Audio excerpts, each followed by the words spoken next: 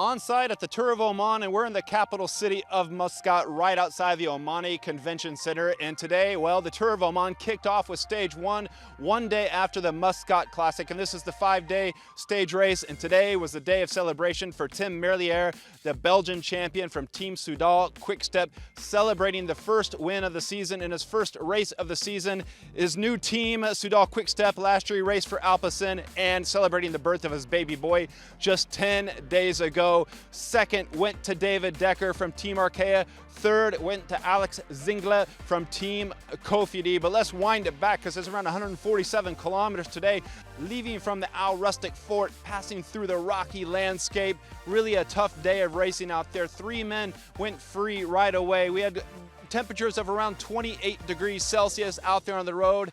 Perfect day, perfect temperatures for racing your bicycle. In the 3-man group, we saw a local rider from Team Oman, Siad Al Rabi, making up the composition. Well, 50 kilometers to go. His day of shining was over. Only one of the 3 were left, and that was, of course, Jeroen Mayer, the Dutchman, who remained until around 18 kilometers to go, spending 131 kilometers away off the main peloton today. But the peloton, the sprint teams, had one goal in mind: to bring things all together for a sprint, because today is perhaps the only day in the 2023 Tour of Oman that's suited to the sprinters. So all the attention was on the sprinters like Pascal Ackermann, like in fact Tim Merlier, and indeed Mark Cavendish, who this winter signed for Team Astana. And going away from Quick-Step when the team didn't re-sign him, it gave an opportunity for a rider like Tim Merlier, who signed over from Alpecin this winter, to come to races like this and get a chance to win.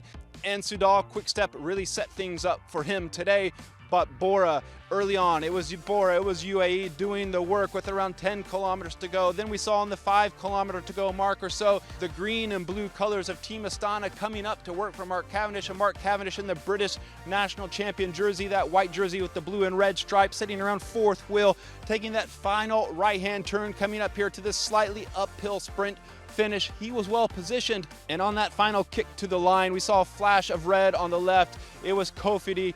Then the blue colors of Soudal Quick-Step working for the Belgian champion Tim Merlier. On the right is Pascal Ackermann.